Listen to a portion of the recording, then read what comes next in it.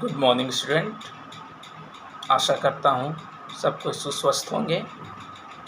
आज हम लोग नई उमंग और नई जोश के साथ आज का पहला अध्याय जो श्रम विभाजन और जाति प्रथा है उसकी शुरुआत करने जा रहे हैं। और पिछले क्लास में हम इसके लेखक परिचय को आपको बताया था। आज हम लोग पाठ की शुरुआत करेंगे। तो इसका शीर्षक है श्रम विभाजन और जाति प्रथा। श्रम मतलब मेहनत, विभाजन यानी हमारा जो मेहनत है उसको कैसे विभाजित किया गया, और जाति प्रथा और उसको जाति से कैसे जोड़ा गया है। तो भीमराव अंबेडकर के बारे में लिखा हुआ यह निबंध है, पेज नंबर 2, पैराग्राफ 1। यह विडंबना मतलब है अनुकरण की बात है कि इस युग में भी जातिवाद के पोषकों की कमी नहीं है, यानी जातिवाद को मानने वालों की कमी नहीं है। इस लाइन को आप पेंसिल से अंडरलाइन कर लेंगे। इसके पोषक कई आधारों पर इसका समर्थन करते हैं।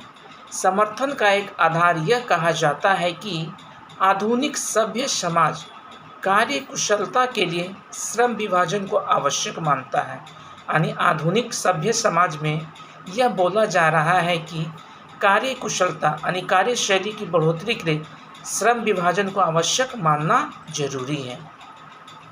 और चूंकि जाति प्रथा भी श्रम विभाजन का एक दूसरा रूप है, इसलिए इसमें कोई बुराई नहीं है। इस तर्क के संबंध में पहली बात तो यह आपत्तिजनक है कि जाति प्रथा श्रम विभाजन के साथ साथ श्रमिक विभाजन का भी रूप लिए है। ये बिल्कुल सही है कि श्रम विभाजन, मेहनत की विभाजन के साथ साथ हमारा श्रमिक विभाजन भी का रूप लिए हुए है। कहने का अर्थ है कि बहुत सारे आए दिन हम समाज में देखते हैं, आज ये जात के लोग यही काम करेंगे, ये जात के लोग ये काम करेंगे, ये जात के लोग ये काम करेंगे। इस तरह से कार्य का बहुत सारा विभाजन भी किया जा चुका है। श्रम विभाजन निश्चय ही सभ्य समाज की आवश्यकता है, परंतु किसी भी सभ्य समाज में श्रम विभाजन की व्यवस्था श्रमिकों के विभिन्न वर्गों में अस्वाभाविक विभाजन नहीं करती है। भारत की जाति प्रथा की एक और विशेषता यह है कि श्रमिकों का अस्वाभाविक विभाजन ही नहीं करती, बल्कि विभाजित वर्गों को एक दूसरे की अपेक्षा ऊंच नीच भी करार देती है। और आज दिन हम यही समाज में देखते हैं कि ये उच्च जाति का है, ये नीच जाति का है। नीच जाति के लोग यही कार्य को केवल करेंगे, उच्च जाति के लोग यही कार्य करेंगे।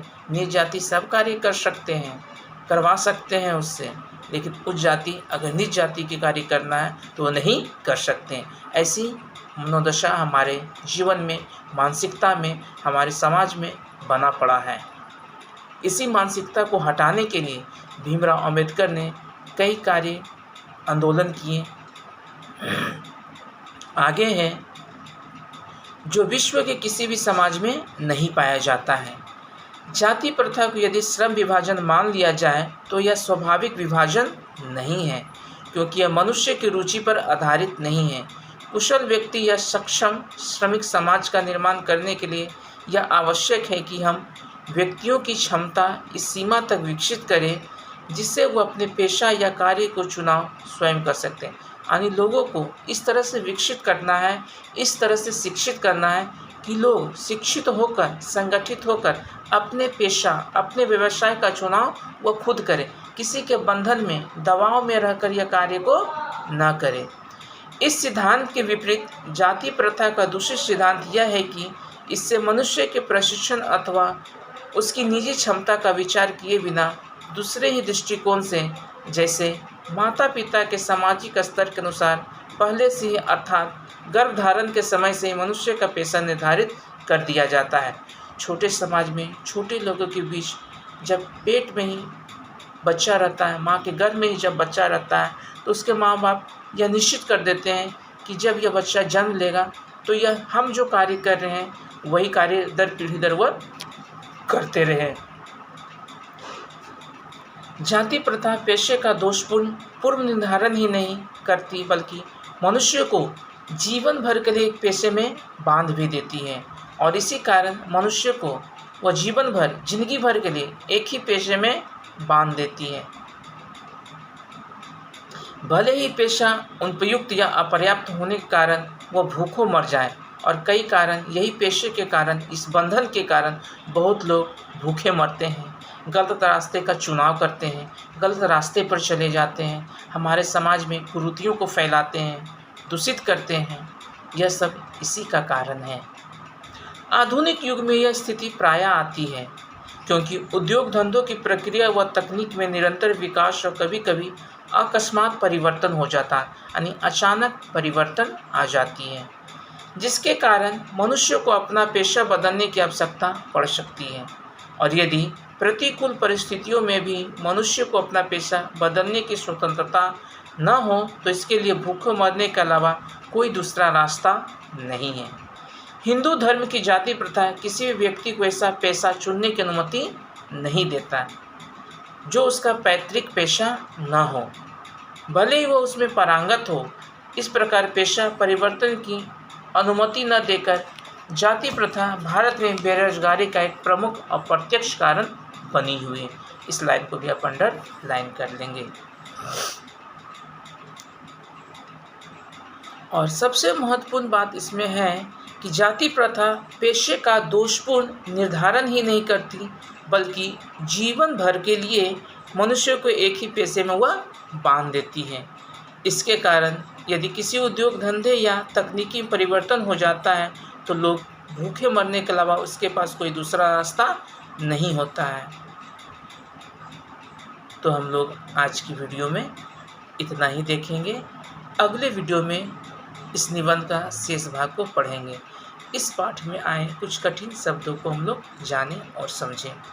विडंबना, दुर्भाग्य, पोषक, समर्थन करने वाला, स्वीकृति करने वाला, कार्यकुशलता, कार्य की क्षमता को बताने वाला, विभाजन, बंटवारा, बुराई, दोष, आपत्तिजनक, परेशानी पैदा करने वाली, श्रमिक, मजदूर, करार देना, सिद्ध करना या घोषित करना, पेशा, व्यवसाय, विपरीत, उल्टा या प्रतिकूल।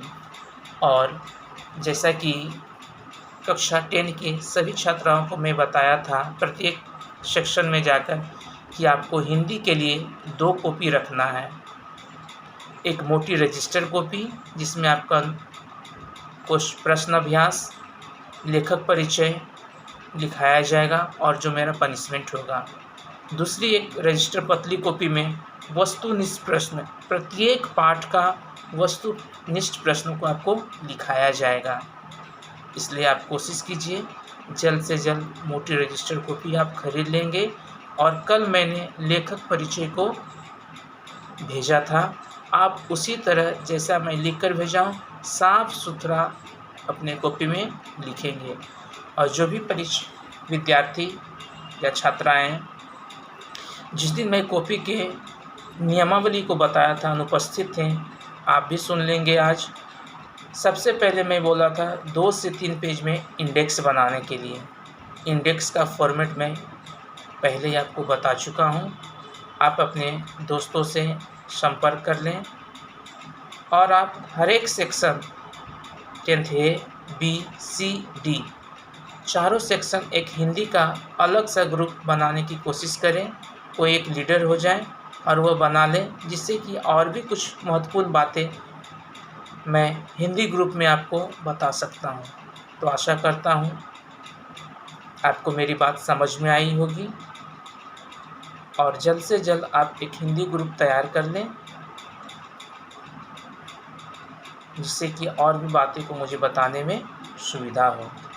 तो आज के लिए इतना ही। अगले वीडियो में हम इस निबंध का शेष भाग को जानेंगे और समझेंगे।